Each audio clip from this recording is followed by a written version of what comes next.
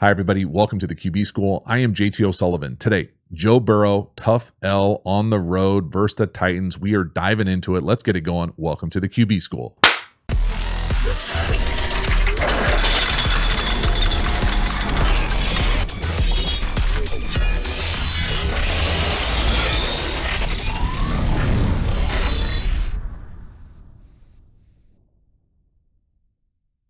So before we dive into the video, quick reminder about the Quarterback School Patreon community. This group is the foundation, the bedrock of this channel. If you're interested in getting even more Quarterback School content and supporting the channel, hop over to the Quarterback School Patreon community. I really appreciate your support. The link is in the video description. As for this video, here we go. Say it ain't so, Joe. Oh no, turnover-worthy play right out the gate. Now, hot take central, in my opinion, that's not on Joe Burrow. Okay, that's on whoever the hell is in the slot. Because once this slot goes shallow, in my opinion, if that is double slant, so it's either on whoever's in the slot or it's on the play design. Okay, so let me talk through exactly what I'm talking about here, because this route right here, when it goes what I'm going to call shallow-ish, as opposed to if this is true double slant, to me would be more one-step-ish, and then we got to keep that thing vertical because it operates as essentially like a pseudo clear.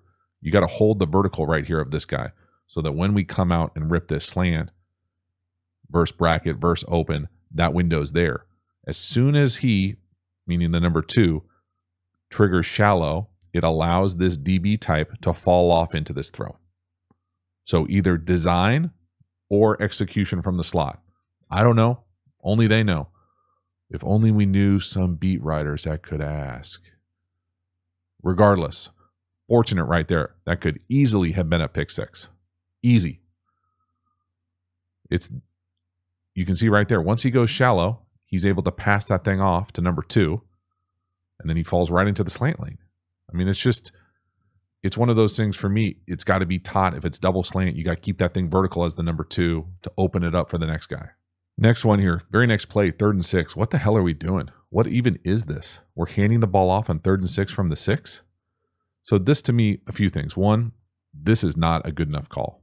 And 2, I think this shows how if Burrow was a little bit healthier, you would be able to see this type of play a little more like PRO-ish with Burrow running a draw, quarterback draw. So, what this play is just a handoff. I mean, maybe these guys are running like fade alerts if you like it, but I don't think so. It's 3rd and 6. We're just handing the ball off. So I think if it was, true, like if Joe Burrow was 100%, this play is a little bit better to me. If this guy is the lead blocker, Joe Burrow takes a quick drop, has either like slants or outs or fade out, something here, slant flat. If he likes it, throws it. If not, then he can run it. But just handing the ball off on 3rd and 6 from the 6, what are we doing? I mean, none of it makes sense. I think it's actually worse when you look at it from the end zone and see how the hell they're trying to block this. What are they doing with the right guard? They're folding the right guard? I mean, to a 4-eye, the center's going back to a 4-eye? Are they trying to trap the 4-eye on the left? I mean, it just doesn't make sense. What's the left guard doing? The left guard's just in slow motion in mud? They're running trap. It's terrible. It's not good enough. Next one here. I don't want to start sounding like a Burrow apologist, but for my money, this isn't on Burrow either. To me, chase on this route stops. And again, we're not in their install. I'm not in their wide receiver room. I don't know exactly the technique of this thing, but I can tell you that most oftentimes, if you're going to do this fast motion with a swing, you're going to keep running. See how he like turns and settles? Like that's more like check downy. Like Burrow's throwing that like you're going to stay on the path that he's on right here. Like you're running, it's like a swing route, and then you stop. I mean, it's a shocking lack of attention to detail. And I refuse to think that Joe Burrow misses that throw by that much. They're just not on the same page. It's just bad ball at this point. Next one here, the Joe Burrow that we all kind of love as far as the anticipation, the accuracy, little hinge up top, beautiful up on his face. This is right after they just tried this similar concept, and I thought there should have been a penalty. I didn't put it on the video, but they go right back to it, same side, right in front of their bench. I just love the matchup. This is how I think of Joe Burrow at his best from the pocket. Now, he can do other things when he's healthy, but the rhythm, 3-step drop, completely balanced, great base. Watch him throw this thing. Right there, it's already separated. The hinge up top, Chase is looking back, but he hasn't stopped yet. Puts the brakes on, creates separation at the top. Outstanding. Like, this is the surgical precision that I think we're used to outside the numbers from 9 and company with Cincinnati. Just driving it, put it right where you want. Let's go. Next one here. We're certainly dealing with some pass pro issues with this unit right now, but it's hard for me to put this on the pass protection unit. Maybe you could say, like, what the hell is the back doing? And I think that that's probably fair to say. But you could also say, where are we even throwing this? Because when I pause it, there really is no good option. And we're taking a shot. I mean, that is a shot. Jesus. I mean, that is all sorts of bad right there. Into the arm. Holy moly. Again, from the wide here, I just don't even know where we're going. So it's a 2-person route, big play action. All right, we got to block it up. When he goes to throw this thing, who's he throwing it to? Is he throwing it to Chase over the ball with the back turn? It looks like he's chucking it up top. Like he's letting that thing go. I mean, there's no good options. Then watch the back. So the back helps out. The right tackle gets beat inside. Bummer. But then he gets pushed so far back that the looping backer, that kind of add-on pressure, has got nobody to block. And that's the free hitter. But the back's doing like a check down over here. There's no way that the back's check down would be play fake to the right and then check down to the left. It's disjointed. It's bad ball. We're taking crazy shots. There's nowhere to throw it. Pass pro issues all over the place. Our quarterback's getting smacked. We can't move like we're used to moving. But there's too many, like, what are the backs doing? What is this concept? Oh my God, that's such a big hit. My goodness. Next one here, 3rd and 5. Another massive hit. Now this one, I'm going to put a little bit more on Burrow because I think he's hot. I don't think he's got a great hot option. But this is not sustainable to play quarterback like this. I mean, not only do I think people are in the wrong, so I don't think they necessarily block it correctly. Again, we're not in their calls, but they've got 3 people that are going to hit the quarterback, y'all. You can't fucking play quarterback like this. 3 people? I mean, how is that even possible? You have no chance to be successful like that. And, okay, we'll play this thing out. Let's just assume, okay, that these are big assumptions, that this is 6-person protection. So 5 offensive linemen and the back. We're going to get a chip out here from the tight end. Okay, so they can block the 6 most dangerous. So just do the math. I mean, there's 5 right there. 6. Here's 7. We got an issue. Okay, so to me, this is the quarterback's guy. That's assuming that everyone is blocked up and wins their one-on-ones, which they don't. Okay, so now pretend all these guys are gone. Okay, now we have to be able to throw the ball from this guy getting home from 5 yards deep. So essentially, you can take your drop, and then I go +1 for a hitch every 5 yards. So we've got 3 + 1 here. One of these guys, one of these players, these 3, has to give us a hot option. So just based off the structure of the play, it's probably right here, but he's not looking. So, I mean, you could hit him in the ear, but like, that's not going to help anybody either. So look at the route distribution to the bottom. Where's the hot? Chase eventually looks, but that's after he crosses the hash. And we're going to get smoked on the front side. And we don't block it up, probably don't block it up correctly at right guard with a mental error, I'm guessing. But I mean, even if it was totally blocked up correctly, so say they did go 5-0 and 65 stayed to the right, which, who knows what they're doing pass pro wise. 2 is free, another free runner in the A gap, 31. I mean, it's just, y'all, this picture right there of 3 people hitting the quarterback, holy moly, especially when it's that quarterback and he's hurt. Come on, y'all. Halftime, you dig the channel and you haven't already, please like, subscribe, hit the bell, get the notifications. I sincerely appreciate you subscribing to the channel. It means a lot to me, so thank you for doing that. Again, the Quarterback School Patreon community, you know about it. Join, become a member, support the channel, get even more Quarterback School content. In addition, we've got Quarterback School courses. Now, these courses are the premium content available through the channel. These are deep, detailed dives on my favorite football topics. Everything from RPOs, tempos, pass protection, how to beat every single coverage is the best-selling course, and then we even have an entire offensive system available. So if you're interested in any and all of those things, you enjoy how I talk and teach ball, you will love the courses. Get over there and enroll. The link is in the video description. We also have a bunch of free resources linked in the video description. Finally, make sure to follow me across social media platforms. I appreciate your support. As for this video, let's get back to it. You always know you're kind of struggling when you see the old dragon line come out. We're going to rip the lion outside slant to the bottom down here. Closed open read, open lion, closed dragon. You know, a really good video that goes into significant depth of this play. You just don't see it a whole lot anymore unless it's like a 2-minute situation or like a preseason game. Nice job right here. I like the call actually because it is well, first of all, I like getting the ball to that guy anytime. But this play is just slant, flat. That's the dragon. Okay, slant and drag back in the day. Drag on, you're welcome.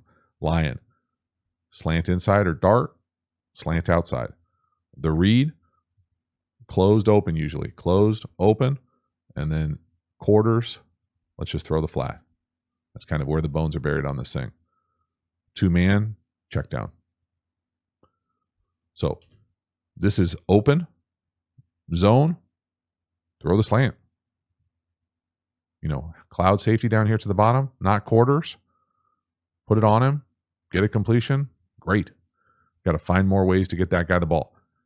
Got to find ways to get the ball out of your hand quickly. One step, go. I mean, you can see here, he's going to get hit. If he holds on that at all, we can't pick up the TT in front of us.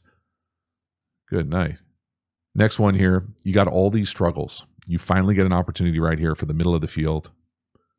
Get hopefully a fast guy on a linebacker type, and we are so close to hooking it up. But when you're struggling sometimes, these throws can feel so much harder. And this is not an easy throw, but this is a throw you see made all the time in the league. It hits the guy in the damn hand or hands, and it's one of those plays you'd love to see hooked up. Again, middle field open, right? I mean, all you really need to know with these kind of what I'm going to call like middle field attacking plays here, once it's middle of the field open here, and you see this guy run out of here, this linebacker type, he's got to turn and run. He's only covering the width of his shoulders. So yeah, you can make a perfect throw, and it helps to make a perfect throw, but it's open. It's, you know, capital O, open. Let it rip. Put it on him. There's the T. It looks like it's covered because how he's running with him, and it's actually a nice job from 50 running with him. But we got to let that go all the time, every time. And Joe Burrow makes the right read. Now, maybe it comes out a little high. You know, maybe a little bit more of a laser helps that thing. But, I mean, it hits him in the hand, right? Bring your other hand, dog. Is it getting held?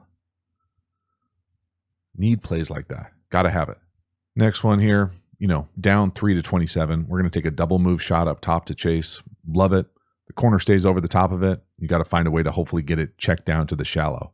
Now, this to me is shallow, old school shallow cross. I dislike this play. Get in line with every play that I dislike. Probably tired of me saying it. But this idea being that it's not there, get it down. And so I'll show you exactly what I mean here from the wide. But love the idea of taking a shot. I mean, you're down by a lot. You got to do something, right? So we're going to take a shot out here. You'd think, man, if I catch one-on-one, I'm going to let this thing go. Well, the corner just stays over the top the whole time. It's never there. Okay, it's paired with what I'm used to calling some iteration of shallow cross. That deep hook, and there's the shallow cross. So you would probably read this saying, all right, let's give this a chance one-on-one to the shallow 2. And for my money, Joe Burrow just not playing quite as fast as he normally does, and we're limited with our movement. You know, once you're off that double move, buy a little time and get it to the shallow. Again, super easy to do from my chair in my library with a clicker and a marker. Not easy to do in the league. But you can see here, there's room in that pocket for him to get up and get that ball out to the shallow. I don't like the deep hook versus man. It's not a great man with the guy running and stopping. But again, you've got multiple options there. We just can't because we're taking L's up front, and we can't move like we normally move. So it's all bad. So yeah, you know, would it be nice if we could take 3 hitches back there? Yes. Would it be nice if our left tackle got a little bit more depth and made this thing a little bit harder? Yes. And it'd be nice if we could hitch up. And we can't be a statue back there. You can see that shallow runaway, right? With the tight end on the deep hook. There's the shallow, good enough to throw it if you can buy enough time. Next one here, 3rd and 3. This is just the reality of where the Bengals are right now. We got to get the ball out of Joe's hand. We got to do it quickly. We got to get the ball to 1. So if they're going to give you a cloud corner versus 1, we can throw slants all day. Going to win at the line of scrimmage, create some space, especially when there's no backer type to that side. You're going to like getting 4 eligibles to the other side to create that matchup. And then again, the decisiveness, getting the ball out of your hand, being quick. You see the base. I mean, it's just an outstanding base he plays with, even as he's hurt. And there's no heel click, super efficient, precision, no wasted movement, balls out quickly, 3rd down conversion, let's go.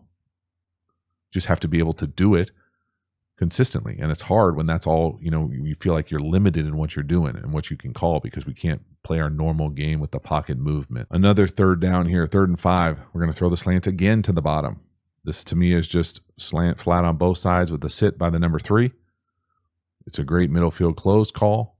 And again, when you're down by this much, you're just looking for completion, something positive. Get the ball out of your hands. We can't continue to take crazy hits like we've taken in this game. They want to hit you with a bullshit overload front. Get the ball out quickly. Okay, I just love the fact that they can do this. Okay, we've seen them do this for years.